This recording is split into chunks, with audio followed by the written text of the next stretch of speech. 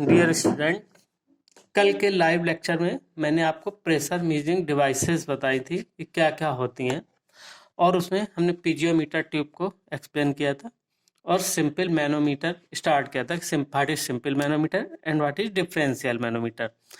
अब हम आपको बताएंगे कि एक सिंपल मैनोमीटर से किसी भी बिंदु का प्रेशर मेजर कैसे करते हैं, यानी उसको कैसे एक्सप्लेन करते हैं, हम कैसे समीकरण बनाते हैं। तो सबसे पहली बात यह है, किसी भी मैनोमीटर से यानी यूट्यूब मैनोमीटर से जो हम समीकरण बनाते हैं यानी स्टार्ट करते हैं प्रेशर मेजर करना, सबसे पहली चीज क्या करते हैं कि ये बातें ध्यान में रखते हैं। सबसे पहले ये 5 चीजें हमेशा दिमाग में रखनी होंगी और इसी के आधार पर इक्वेशन बनाएंगे तो आप कोई भी न्यूमेरिकल प्रॉब्लम भी सॉल्व कर सकते हैं और किसी भी बिंदु का प्रेशर निकाल सकते हैं। इसके सबसे पहली चीज कि समान द्रव के एक ही क्षैतिज में सभी बिंदुओं पर दाब समान होता है। जैसे कि ये मैनोमीटर है और ये द्रव इसमें भरा है, ये लिक्विड है, तो अगर ये यहाँ पर डिस्प्लेस हुआ है तो ये क्षैतिज लाइन अगर देखी जाए एक ही द्रव का हो तो यहाँ पर प्रेशर समान होगा। यहाँ पर हम ये मान के चलते हैं कि इन दोनों कॉलम का प्रेशर समान होगा। ठीक है, यानी जो प्रेशर यहाँ पर होगा यहाँ होगा, यहाँ पर भी वही होगा, ये बिंदु यानी ये कि क्षैतिज बिंदु पर। दूसरी चीज कि सभी जो दाब है, पहली बात तो हम प्रेशर हेड के रूप में मेजर करते हैं और हमेशा जो दाब है वो किस लिक्विड के प्रेशर हेड में, पानी के सेंटीमीटर या मीटर की ऊंचाई के पदों में व्यक्त करते हैं। अब पानी की स्पेसिफिक ग्रेविटी S1 होती है, S बराबर 1 यानी स्पेसिफिक ग्रेविटी 1 होती है, तो इसीलिए पानी में ही कन्वर्ट करते हैं। ठीक है, तो किसी भी प्रेशर हेड को उसकी स्पेसिफिक ग्रेविटी से मल्टीप्लाई करेंगे तो पानी के ही मीटर या सेंटीमीटर में आएगा, यानी ऊंचाई जो दाब शीर्ष है जिसमें होगा, चाहे सेंटीमीटर में होगा तो सेंटीमीटर और अगर मीटर में है तो मीटर में आएगा। केवल वर्टिकल ऊंचाइयां यानी ऊर्ध्वाधरी ऊंचाइयां समीकरण में प्रयोग की जानी चाहिए। टेढ़ा मेढ़ा कैसा भी बनाओ लेकिन जो हेड कंसीडर करेंगे वो हमेशा वर्टिकल होना चाहिए, यानी ऊर्ध्वाधर ही लेते हैं। अभी जब हम न्यूमेरिकल प्रॉब्लम सॉल्व करेंगे तो आपको और क्लियर हो जाएगा कि कभी ऐसे टेढ़ी मेढ़ी बनी है, लेकिन हमें एक लाइन बेस लिखनी है और उससे हमेशा इस जो कॉलम है वो ऊर्ध्वाधर ही लेनी चाहिए। यू नली में जहां पर दाब ज्ञात हो उसी सिरे से समीकरण बनाना शुरू करना चाहिए। जैसे कि सिंपल मैनोमीटर है तो जहां पर वायुमंडलीय दाब ज्ञात है वहां से शुरू करेंगे, और अगर डिफरेंशियल मैनोमीटर है तो जो भी लिक्विड भरा हुआ है मैनोमीटर में वो मिनिमम डिस्प्लेस जहां पर होगा एक क्षैतिज लाइन खींचेंगे, तो क्षैतिज लाइन पर हम जानते हैं कि सभी बिंदुओं पर प्रेशर समान होगा एक ही द्रव के लिए, तो वो ज्ञात है, तो वहां से समीकरण बनाना शुरू करेंगे तो हम प्रेशर डिफरेंस निकाल लेंगे। ठीक है, अभी एक एक करके एक्सप्लेन करेंगे, लेकिन ये 5 बिंदु हर एक के लिए ध्यान रखना, चाहे वो माइक्रो मैनोमीटर हो, चाहे वो सिंपल मैनोमीटर हो, चाहे डिफरेंशियल मैनोमीटर हो, चाहे सिंगल कॉलम माइक्रोमीटर हो, चाहे इंक्लाइन ट्यूब मैनोमीटर हो। ठीक है, लेकिन ये 5 बातों का हमेशा ध्यान रखना है।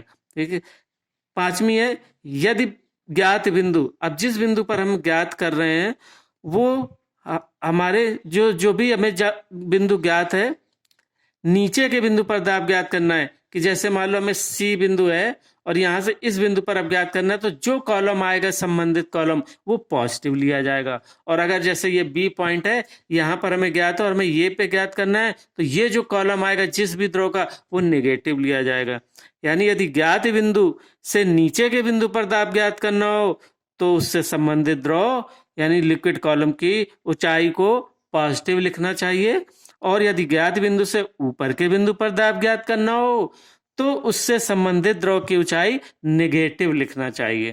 ठीक है, तो ये 5 चीजें याद रखना है हमेशा, क्या कि समान द्रव के एक ही क्षैतिज में सभी बिंदुओं पर दाब समान होता है। सभी दाब पानी के सेंटीमीटर या मीटर जो भी ऊंचाई दिया हो उसके पदों में व्यक्त की जानी चाहिए। केवल ऊर्ध्वाधर ऊंचाइयां ही समीकरण में शामिल करते हैं। यू नली में जहां पर दाब ज्ञात हो उसी सिरे से समीकरण बनाना शुरू करना चाहिए। और 5वीं चीज है यदि ज्ञात बिंदु जहां दाब ज्ञात हो से किसी नीचे बिंदु पर दाब ज्ञात करना हो तो उससे संबंधित द्रव कॉलम यानी लिक्विड कॉलम की ऊंचाई को पॉजिटिव लिखना चाहिए, और यदि ज्ञात बिंदु से ऊपर के बिंदु पर दाब ज्ञात करना हो तो उससे संबंधित द्रव की ऊंचाई नेगेटिव लिखना चाहिए। अब जैसे ये, तो अब इस सिंपल यूट्यूब मैनोमीटर में प्रेशर जैसे आए कि उसको समझाइए कैसे है। तो एक हमने सिंपल यूट्यूब मैनोमीटर बना हुआ है जिसके ये पाइपलाइन है जिसमें मान लो कोई द्रव भरा हुआ है जो प्रवाहित हो रहा है जिसका कि अपेक्षित गुरुत्व है S1, इसका अपेक्षित गुरुत्व है S1, और जो मैनोमीटर में द्रव भरा हुआ है उसका, मैनोमीटर में जो भी द्रव भरा हुआ है, और मैनोमीटर में द्रव कैसे भरता है ये कल मैंने आपको बताया था कि जो नापे जाने वाला द्रव है उससे हमेशा भारी होना चाहिए और इसमें घुलनशील नहीं होना चाहिए। यानी इसमें घुल मिल जाएगा तो ये कॉलम ही नहीं पढ़ने में आएगा, और ये हमेशा भारी, क्योंकि भारी चीज नीचे रहती है, अगर ये हल्का होगा तो ये ऊपर चला जाएगा तो भी कॉलम नहीं पढ़ पाएंगे। तो इसलिए U tube manometer, simple U tube manometer चाहे डिफरेंशियल मैनोमीटर, सभी में जो द्रव भरा जाता है मैनोमीटर में वो हमेशा नापे जाने वाले से भारी होना चाहिए। केवल एक ही कॉलम होता है, एक ही मैनोमीटर ऐसा होता है इन्वर्टेड ट्यूब मैनोमीटर जिसमें कि मैनोमीटर का द्रव नापे जाने वाले से हल्का होता है। ठीक है, अब ये चित्र को हम देख कंसीडर करें, इस पर विचार करें। तो सबसे पहले हम सी बिंदु से स्टार्ट करेंगे, ज्ञात सिरे से स्टार्ट करते हैं, है ना। जो अभी हमने 5 बातें बताई उनमें से एक है कि ज्ञात सिरे से प्रेशर मेजर करना स्टार्ट करते हैं। तो सी बिंदु पर प्रेशर ज्ञात है, क्या है, यहाँ पर वायुमंडलीय दाब है, क्योंकि ये सिरा वायुमंडल में खुला है तो वायुमंडलीय दाब है। तो हम क्या लिखेंगे कि सबसे पहले क्या करेंगे कि मान लो इसका S2 है द्रव और इसमें जो भरा हुआ है उसका अपेक्षित गुरुत्व स्पेसिफिक ग्रेविटी S2 है, और जो नापे जाने वाला द्रव है वो मान लो है S1। ठीक, तो सबसे प्रेशर एट सी बिंदु पर प्रेशर दाब कितना होगा, वायुमंडलीय दाब, जो कि माना हम 0 मानते हैं क्योंकि यहीं से स्टार्ट करते हैं तो बेस हमारा यही है, तो वो हमने उसको मान लिया 0। ठीक, अब प्रेशर एट बी, अब बी पर जो हम प्रेशर मेजर करेंगे इस बी पर, तो प्रेशर एट सी प्लस, अब जो कॉलम बना हुआ है ये कॉलम किसका है, S2 स्पेसिफिक ग्रेविटी का, इस S2 स्पेसिफिक ग्रेविटी का कॉलम है। तो प्रेशर एट सी, अब ये नीचे है बिंदु, तो प्लस H2S2 पानी के सेंटीमीटर या मीटर में। ठीक है, यानी pressure at B equal to pressure at C plus H2S2, तो जो बराबर हो गया H2S2। वायुमंडलीय दाब हमने 0 माना, आधार माना है। अब देखो बी से बी तक प्रेशर समान होगा, इस बी से इस बी तक प्रेशर समान होगा, तो फिर प्रेशर एट ए अब हम यहां निकालना है। तो अब ये देखो द्रव यहां पर कौन सा भरेगा, ये जो S1 स्पेसिफिक ग्रेविटी का द्रव भरा है, तो एक प्रेशर एट ए क्या होगा, प्रेशर एट बी। अब ए पॉइंट बी से ऊपर है तो जो संबंधित कॉलम, जो भी द्रव का कॉलम होगा वो नेगेटिव लिया जाएगा। तो pressure at A equal to pressure at B minus H1S1। तो ए पर प्रेशर कितना हो गया, H2S2, क्योंकि बी पर H2S2 था, और माइनस H1S1 पानी के मीटर और सेंटीमीटर ऑफ वाटर कॉलम। और जब यदि मीटर में है तो ए पर दाब PA बराबर H2S2 minus H1S1 into 1000 into 9.81 Newton पर मीटर स्क्वायर, क्योंकि पानी का अपेक्षित भार क्या होता है 1000 इंटू 9.8। तो ये तो हेड, प्रेशर हेड है पानी के मीटर है सेंटीमीटर में, तो अब उसी फार्मूले से कि P बराबर स्मॉल WS से, ठीक है, स्मॉल W पानी का इतना होता है 1000 इंटू 9.81, ये तो आपको याद रखना है। तो ये न्यूटन पर मीटर स्क्वायर में आएगा। अगर ऊंचाई सेंटीमीटर में आती है कहीं कैलकुलेशन में तो पहले मीटर में बदलेंगे, तब इसका मान इतना रखेंगे 9.8 1000 इंटू 9.81। ठीक है, तो ये केस है कि जब हम सिंपल यूट्यूब मैनोमीटर से प्रेशर कैसे मेजर करते हैं। तो सिंपल यूट्यूब मैनोमीटर से हम किसी भी बिंदु का, किसी एक ज्ञात सिरे का या ज्ञात पॉइंट का दाब निकालते हैं। अब हमने डिफरेंशियल मैनोमीटर में क्या बताया था, इससे दो बिंदुओं के बीच, किसी भी बहते हुए पाइपलाइन के दो बिंदुओं के बीच या किसी एक पाइप और दूसरे पाइप के बिंदुओं के बीच दाब अंतर ज्ञात करते हैं, यानी प्रेशर डिफरेंस निकालते हैं। तो देखो ये एक बहता हुआ पाइप है जिसका एक क्रॉस सेक्शन ए है और एक बी है। तो इस U-ट्यूब मैनोमीटर को हमने दोनों सिरों से जोड़ दिया। जब दोनों सिरों से जोड़ देते हैं तब कहीं भी वायुमंडलीय दाब नहीं है, तब ये डिफरेंशियल मैनोमीटर कहलाएगा। अब क्या होगा कि जो मैनोमीटर में द्रव भरा है वो नीचे की ओर डिस्प्लेस होगा, और इस अगर इस ए पर प्रेशर अधिक है तो ए से डिस्प्लेस होगा, बी की ओर चलेगा। तो अब इस सी पर इस लाइन पर देखो तो यहां पर एक ही लिक्विड है, तो यहां पर प्रेशर समान होगा। तो जब यहां पर प्रेशर समान होगा तो हम पहला पॉइंट क्या है, वही दूसरा कि ज्ञात सिरे से समीकरण बनाना शुरू करना चाहिए। तो अब देखो ये अगर हम एक्सप्लेन करते हैं तो कैसे लिखेंगे, ऐसा चित्र बनाएंगे, लिखेंगे कि इसकी सहायता से एक ही पाइप के दो स्थानों अथवा दो विभिन्न पाइपों के बीच दाबांतर ज्ञात करते हैं। अब समीकरण बनाने में वही बिंदु ध्यान में रखना है जो सिंपल U-ट्यूब मैनोमीटर में बताई गई थी। अब यहाँ पर चित्र के अनुसार क्या होता है कि CD ज्ञात सिरा CD लेंगे, क्योंकि C एवं D के प्रत्येक बिंदु पर प्रेशर समान होगा, यानी C और D पर, क्योंकि यहाँ पर एक ही द्रव भरा है। अब यहाँ भी हम मान लेंगे कि मान लो कि पाइप में जो द्रव बहता है उसका अपेक्षित गुरुत्व S1 है, और जो मैनोमीटर में भरा हुआ द्रव है उसका मान लो है S2। तो अब देखो समीकरण कैसे बनाना शुरू करेंगे कि प्रेशर एट ए, अब देखो ज्ञात सिरा है CD पर प्रेशर ज्ञात है, किस इतना ज्ञात है कि समान है। तो क्या करेंगे कि प्रेशर एट ए बराबर क्या होगा, अब देखो C से हम A पे चलेंगे, A बिंदु C से ऊपर है, तो जो भी कॉलम पड़ेगा यहां पर क्या होगा, ये यहां तक पानी भर जाएगा।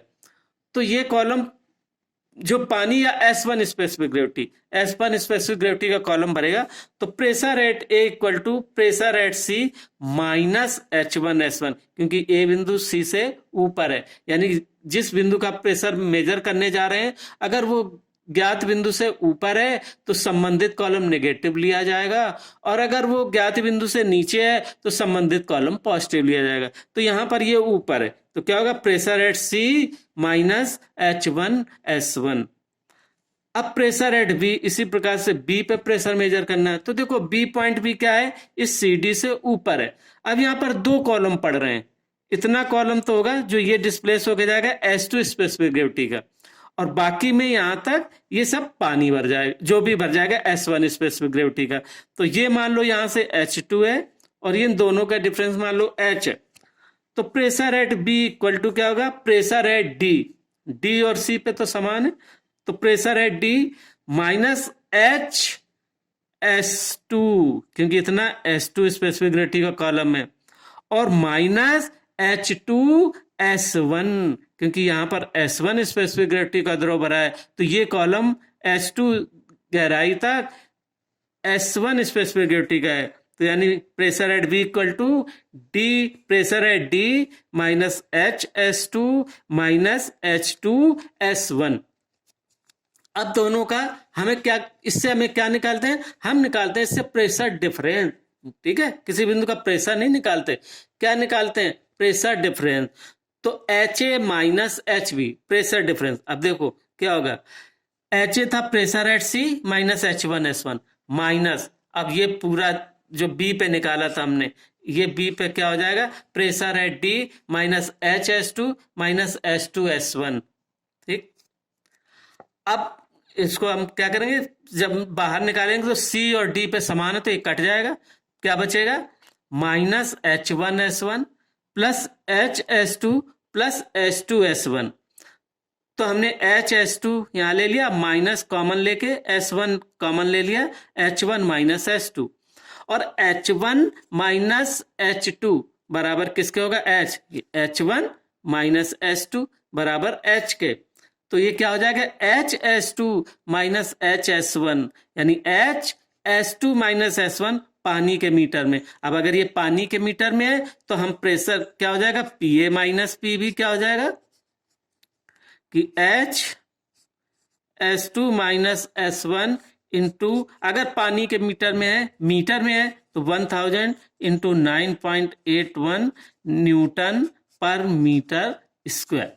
ठीक, तो ये क्या आया, प्रेशर डिफरेंस, दो A और B बिंदुओं के बीच प्रेशर डिफरेंस आया ये, तो इसको ये कहलाता है प्रेशर डिफरेंस। तो ऐसे प्रेशर डिफरेंस हम मेजर करेंगे। अब देखो सपोज यहाँ पर क्या होता है कि यानी दो, तो हम जब हम प्रैक्टिकली मेजर करने जाएंगे तो जब हम डिफरेंशियल मैनोमीटर लगाएंगे केवल हम एच इन दोनों यानी पारे के तलों में, जब दोनों खुले होंगे तो ये दोनों तरफ पारे का तल समान होगा, 0 0 पर होगा।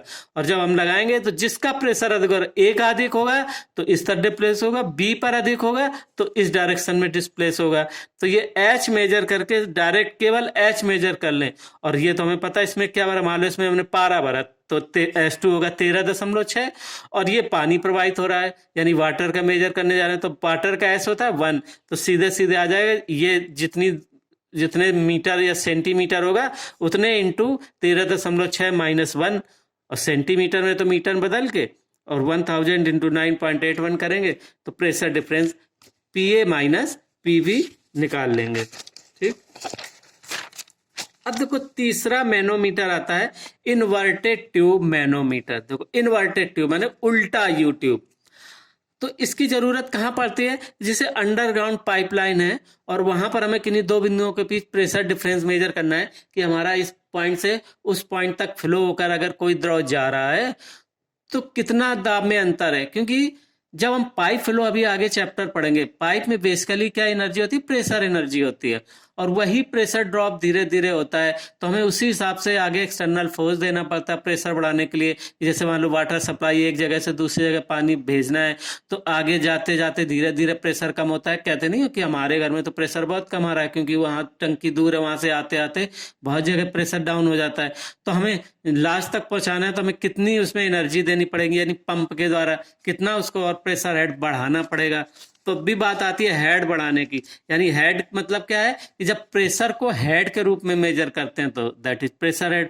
तो हम वहां पर दाब शीर्ष बढ़ाते हैं जिससे कि अमुक बिंदु तक पानी पहुंच जाए। तो वो हम बाई एक्सटर्नल एनर्जी कोई भी वर्क डन करते हैं जिससे एक्सटर्नल एनर्जी देते हैं। तो इन्वर्टेड ट्यूब मैनोमीटर, अब देखो ये उल्टा यू ट्यूब होती है। तो यहाँ पर एक अरेंजमेंट और होता है क्योंकि यहाँ पर ये पेटकॉक लगी होती हैं, ये हम बंद रखते हैं। जब हमने ये रबड़ ट्यूब यहाँ से हटा ली, नहीं नाप रहे उस समय ये पेटकॉक बंद होनी चाहिए, नहीं तो क्या होगा कि उल्टा यू ट्यूब है तो ये लिक्विड बाहर निकल जाएगा। तो ये, और जब ये जुड़ा नहीं होगा तो ये लिक्विड इन दोनों कॉलम में समान रूप से भरा होगा और इस बीच में एयर आ जाएगी, एयर होगी। ठीक है, जब हमने इनको जोड़ दिया तो मान लो ए पर प्रेशर ज्यादा है तो यहां से ये इसको ऊपर को करेगी यानी डिस्प्लेस करेगी, और इस कॉलम में अगर ये कम है तो ये नीचे की ओर डिस्प्लेस करेगी। तो अब बीच में जो एयर होगी ये डिस्प्लेसमेंट नहीं होगा जब तक उस एयर को ना निकाला जाए। तो इसीलिए हम एक इसमें एयर वॉल्व भी लगाते हैं कि जब हम इसको जोड़ते हैं,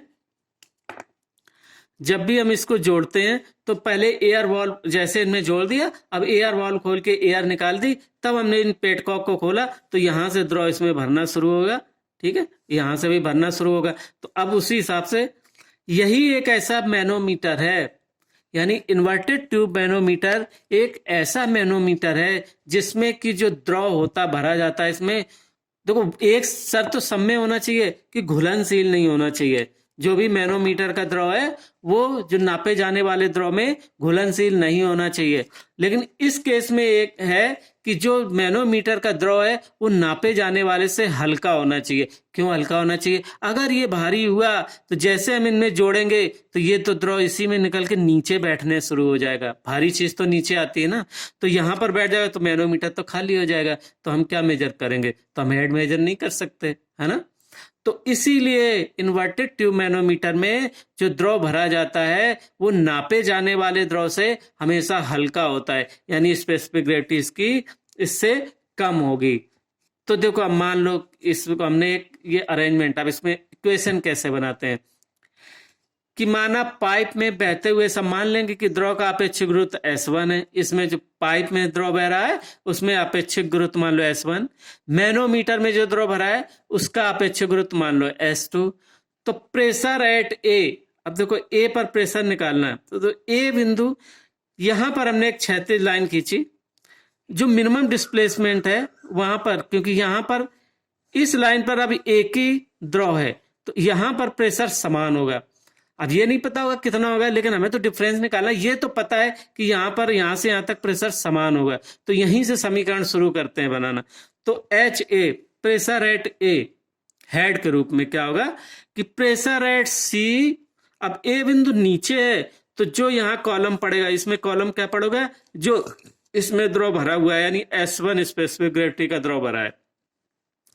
तो pressure at A equal to pressure at C plus H1S1, क्योंकि ये यहीं से ऐसे चढ़ेगा तो इसका स्पेसिफिक ग्रेविटी है S1, तो pressure at C plus H1S1। अब प्रेशर एट बी, अगर बी पे निकालना है तो क्या होगा, तो बी पर क्या होगा, प्रेशर एट डी, और ये जो स्पेसिफिक ग्रेविटी है S2, ये यहां तक कॉलम है H तक, तो प्लस HS2 और प्लस H2S1, क्योंकि यहां तक जो चढ़ेगा S2 गहराई तक, ये S1 स्पेसिफिक ग्रेविटी का द्रव चढ़ेगा, तो H2S1। तो प्रेशर एट सी बराबर प्रेशर एट डी, सी और डी का बराबर होता है, तो इसलिए HA माइनस HB, जब हम डिफरेंस निकालें, तो जब हम डिफरेंस निकालेंगे यानी HA minus HB equal to H1S1 minus HS2 minus S2S, मतलब जब हम दोनों का डिफरेंस करेंगे तो ठीक है ना, C और D कट जाएगा, तो ये H1S1 बचेगा माइनस HS2 माइनस S2S1, है ना। इसको ऐसे जब ये करेंगे ना, देखो ऐसे कि HA माइनस HB बराबर HA पे कितना निकला था, pressure at C plus HS1। अब माइनस करेंगे, HB क्या होता है, pressure at D plus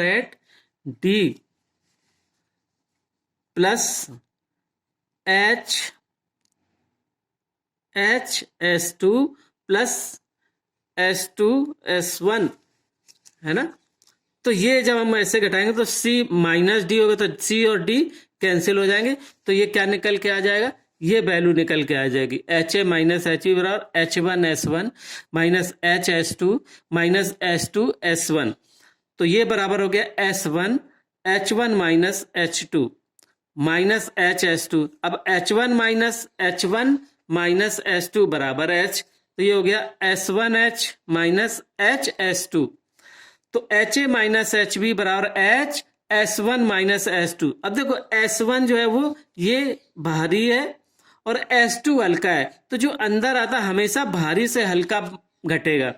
differential manometer में इक्वेशन बनेगा जब भी हम ये पढ़ेंगे, और ये पढ़ने के बाद क्या होगा कि हमें जब प्रेशर डिफरेंस निकालना होगा तो H और भारी से हल्का घटेगा, तो भारी यहाँ पर नापे जाने वाला भारी है और मैनोमीटर में हल्का है, जबकि इससे पहले जो हमने डिफरेंशियल मैनोमीटर बताया था उसमें क्या था कि नापे जाने वाला जो मैनोमीटर में द्रव भरा था वो भारी था और जो नापे जाने वाले द्रव था वो हल्का था, तो इसलिए उसमें आया था S2 माइनस S1। तो ये मीटर ऑफ वाटर, और बाकी वही कॉलम करते हैं, पहले वाटर के मीटर में कन्वर्ट करेंगे, फिर हमें PA माइनस PB निकालना है न्यूटन पर मीटर स्क्वायर में, तो इसमें इंटू 1000 इंटू 9.81 कर देंगे तो ये न्यूटन पर मीटर स्क्वायर आ जाएगा। तो ये हो गया इन्वर्टेड ट्यूब मैनोमीटर। अब हम आपको अगले चैप्टर में अगले लेक्चर में बताएंगे कि व्हाट इज माइक्रो मैनोमीटर, जिसमें सिंगल कॉलम मैनोमीटर क्या होता है और इंक्लाइन ट्यूब मैनोमीटर क्या होता है, और प्रेशर जो devices based on mechanical devices या डेड वेट डिवाइसेस यानी प्रेशर गेजेज, तो उन तीनों प्रेशर गेज के बारे में एक्सप्लेन करेंगे। हालांकि वो प्रेशर गेज हमने आपको PDF जो भेजा था वो कहा था कि किताब के उस पेज पर दिए साफ साफ चित्र हैं और उस चित्र को एक्सप्लेन करना है, तो वही चित्र को हम कल आपको एक्सप्लेन कर देंगे कि कैसे बर्डन ट्यूब वर्क करती है और कैसे डायाफ्राम वर्क करता है। तो ये हम कल के अगले चैप्टर में आपको अगले लेक्चर में आपको बताएंगे। कल लाइव लेक्चर होगा और लाइव में समय से आप आइए और हमेशा अपने माइक म्यूट कर लीजिएगा, ठीक है। बाकी तो कॉलेज में थोड़ा इंटरनेट की प्रॉब्लम होती है, तो देखिए वो कुछ आप लोगों के फ़ोन में भी प्रॉब्लम होती है, तो अब आप रिकॉर्डेड लेक्चर भी उसका आ जाता है, वो तो साफ आता होगा क्योंकि कल का आपके पास आ गया होगा, आपने देखा ही होगा कि रिकॉर्डेड लेक्चर अच्छा सही आता है, उसमें डिस्टर्बेंस नहीं होता। तो अगर छूट गया हो तो आप फिर उसको रिकॉल करके समझ सकते हैं। आज के दिन बस इतना ही। Thank you. Okay, bye bye.